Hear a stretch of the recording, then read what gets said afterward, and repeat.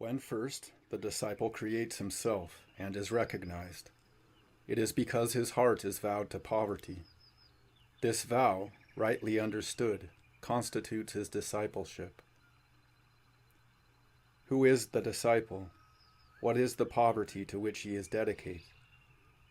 For we are dealing now with realities, not with words which so often obscure realities, and we must be careful interpreters. The disciple is the soul, that man, that human mind which has so aspired to the life and the service of the soul, that he has cast all personal desires aside, and has begun at least to live the life. He is the outward vehicle of the disciple soul. And the vow of poverty, is it a thing which drives a man to quit his place in the outward life, to change conditions and to violate all his natural surroundings and inheritance of whatever order? Surely not. Surely this were to court disaster. He who has ardently aspired towards the diviner life, he who has glimpsed the soul in himself, he knows well that he must evolve out from all the conditions which surround him as a human being, and that all which binds him, as all that fetters and weakens the humanity of which he forms a part, is of his and their own weaving. It is a net spread by men for their own feet, and it must be undone slowly and with pains unwoven. To break it violently asunder would benefit no one, and would harm and delay many. The disciple knows he must patiently endure the net he has woven, until he has evolved beyond it. Then the lords of karma themselves release him. Let him not usurp the functions of his lords.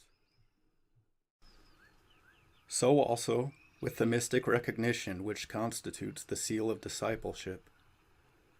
It is not had upon outward planes. Persons do not bestow or receive it. The heart evolves it. The law accepts it. When the soul is self-conscious and knows itself to be, then only the vow is made in truth. Then the human being must complete it. He must hearken to the silver voices of the soul, putting aside in his turn all the wealth of personal desire, of personal expectation, of individual mentality. He must renounce upon earth as the soul has already renounced in the heavens. He comes to long for the immortal essence alone, and a bloom spreads over his sphere.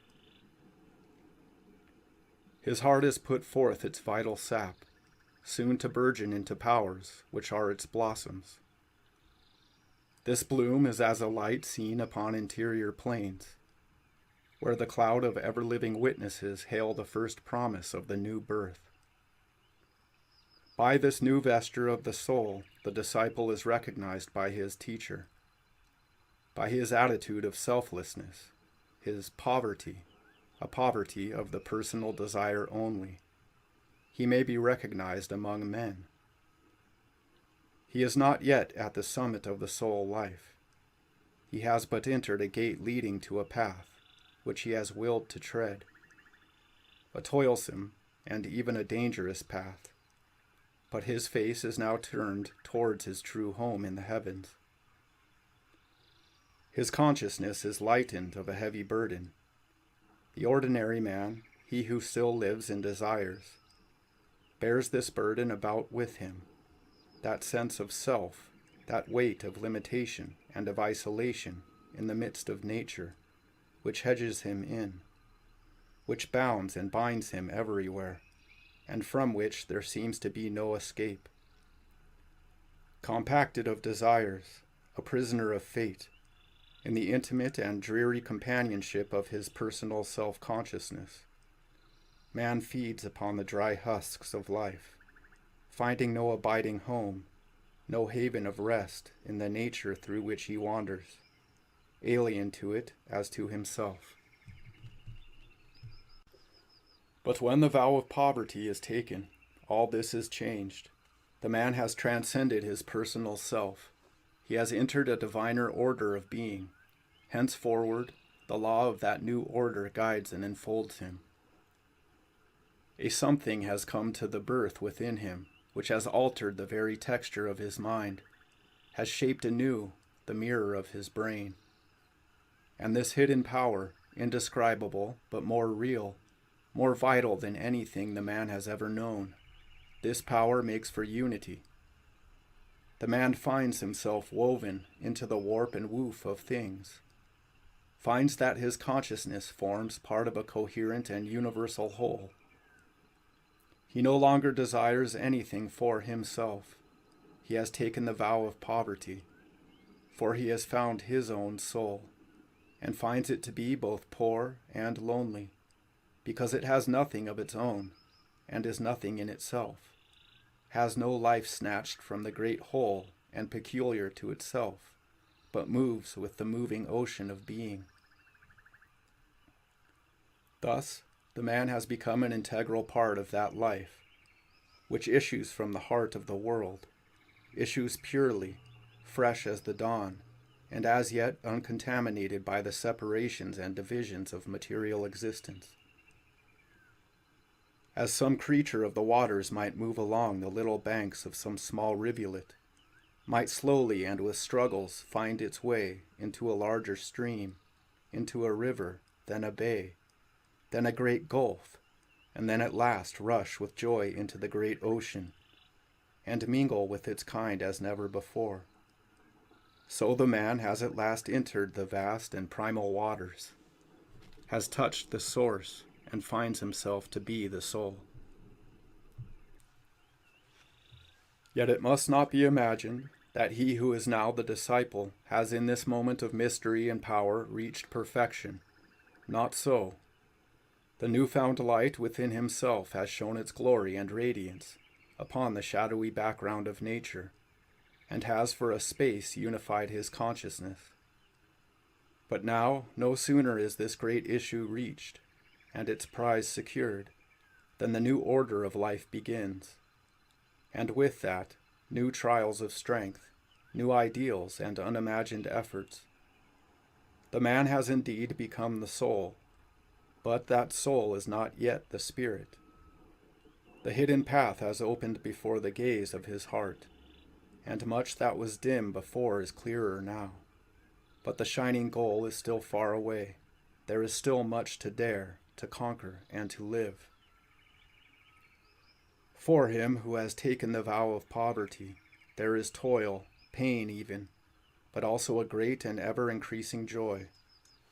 For that which commands the recognition and the acceptance of the divine order, that which constitutes discipleship, is indeed the true vow of poverty. What then is that vow? Is it, as some have imagined, the abandonment of all worldly possessions, the obliteration of earthly differences and distinctions, the return, perhaps, to the communal life? This cannot be the true poverty, insofar as it repudiates all karmic debts, calls for quittance rather than make an honest payment, and refuses to work out through those conditions in which the law has caused the man to be born.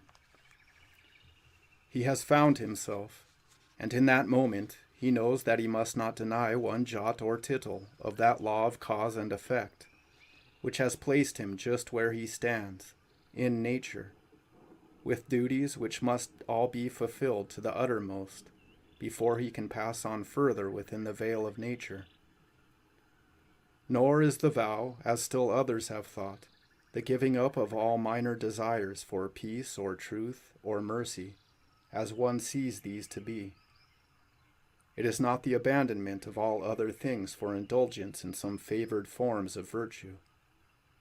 It is not the reading of our own predilections into the teachings of the soul, not the propaganda of our own beliefs at the expense of the belief of another, not the urgency that all shall see as we see, however our own vision may appear to us.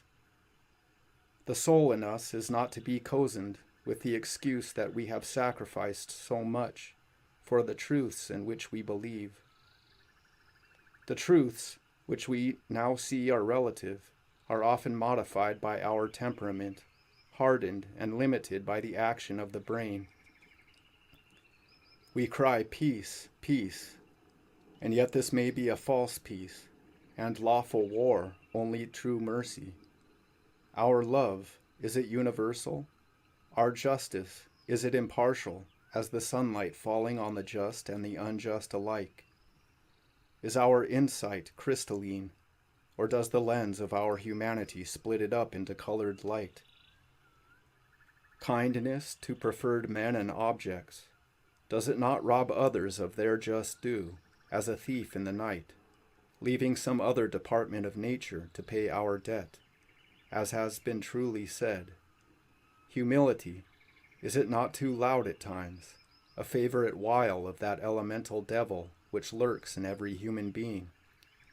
Ambition, may it not undergo strange transformations and be ambition still, having its root and substance upon more interior planes of life than we imagine?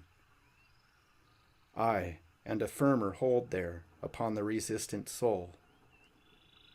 As we review the field of attributes, we find the imprimatur of our personality, and the seal of our possession upon them all, and we come at last to see that the vow of poverty excludes all personal sense of possession, even to the virtues in which the personal self has pride, and which it loves, and the thoughts which constitute those riches of the human mind, which inhibit the entrance to the kingdom of heaven.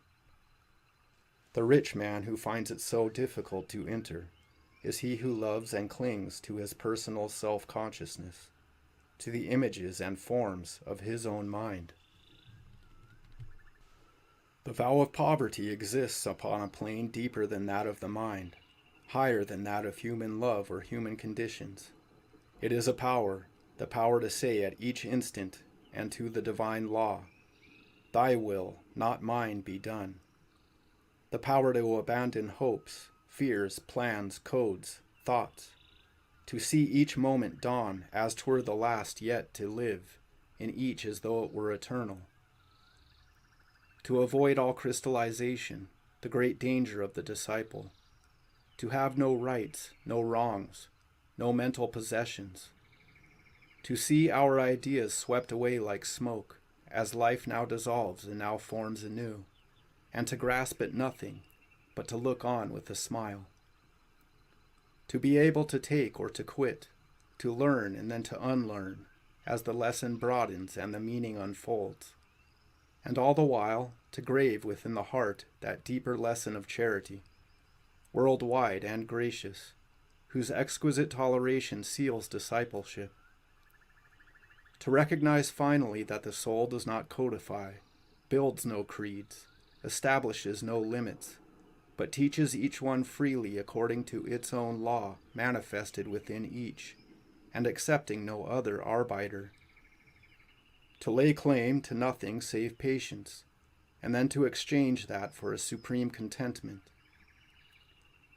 Careless of self-vindication, careless even, at right times, for the justification in the sight of the world, of persons and causes, with which one is identified. Careless of all save that the soul shall be obeyed, able to labor and to wait, ready to explain, ready as well to remain unexplained, amid a deep interior peace to go forth on outward planes, for the defense of principles, the maintenance of justice. Without aggression, to defend most earnestly all that is weak, poor, forsaken, and needing aid. to strike home to the core of hypocrisies and falsities, yet never to wound a human heart. Never to be caught in the trap of apparent and material facts, but to look beneath the surface for our duty and to trust the guidance of principles, to wage war with every ally of darkness within our own nature, most of all with the materialistic brain mind, and through all these to be remote in spirit and calm of soul. It is evident that he who has accepted a program so wide as this will have neither time nor wish to occupy himself with the errors of his fellows or the defects of organization in the surrounding world, the defects of the surface things. He will most earnestly work for the establishment of a better entente, a more human feeling among mankind, and leaving humanity to do its own work on the outer planes, he will do that which is his at a point nearer the source. He will put his trust in an effort to inspire those about him, and the world at large with a belief in the reality and the power of great principles to uplift us, and to infuse into our civilization as it stands the breath of life. This is to be done, and it waits, it wants doing, in every department of our daily existence. The outer plane as it stands today, there is no real peace, but only a base compromise with which the flaming Christ sword is always at war. Not all who have taken the vow wear an aspect of sweetness and amiability. The mendicant is a stranger to professions, but his heart is sound and kind at core with the true kindness. He has passed through the 1,000 gates of sorrow and has found an angel to welcome him at each. His bleeding heart is bled of anger too. He cares not how he stands. His whole concern is for the truths of which he is the bearer. He neither invites nor rejects labor and sacrifice, joy, pain, or earth's delights. He sees all these as a means and fixes his gaze on that which shines through all. He lays hold and quits alike indifferently. The grief of another moves him, but not his own. And with him, to be moved is to unfold a deeper compassion, to pour out more and more love. If his fellows err, he sorrows silently. If he has erred, he arises and sins no more. Without loud grief or poisonous remorse, he amends his errors and passes on his calm and quiet way. He acts, not for results, but purely that the soul may be served. He blesses the law when it gives and when it takes. His faith is whole and serene. A deep contentment orbs him round. What though from the human side it may seem sad? He is not living from the human side.